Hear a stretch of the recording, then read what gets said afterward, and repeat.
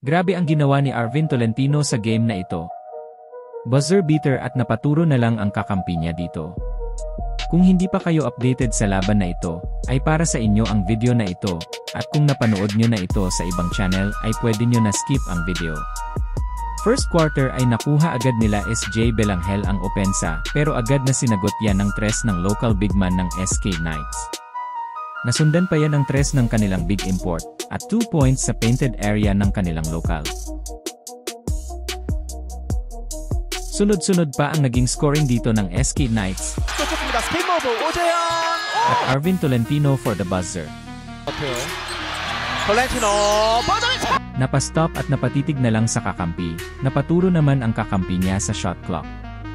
Pagpasok ng second quarter, Arvin Tolentino sa paint at bumitaw ng isang floater.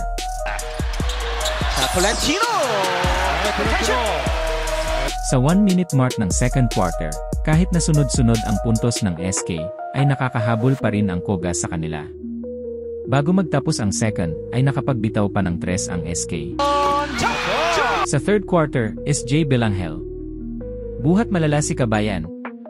Yun nga lang ayaw pa lamang ni Arvin Tolentino, nakapaglapag lang naman siya ng Big 3. Dahilan para hindi makalayo ang kalamangan ng Kogas.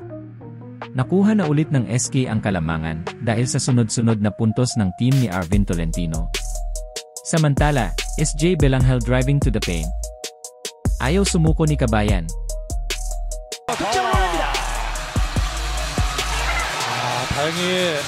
Sa huling segundo ng third, ay nakuha pa ng SK ang huling puntos. Sa fourth quarter, sunod-sunod na ang puntos ng SK, parehong local at import. Na-choke na dito ang Kogas, lobo na sa 15 points ang kalamangan. Pero SJ Belanghel, pilit pa rin na binubuhat ang team, kahit pa konti-konti, maibaba lang ang lamang. Pero hindi na kinaya, dahil mainit rin sa outside shooting ang SK Knights. Pero SJ Belanghel, gusto pa rin sumubok, yun nga lang butata ang inabot niya sa local big man ng SK.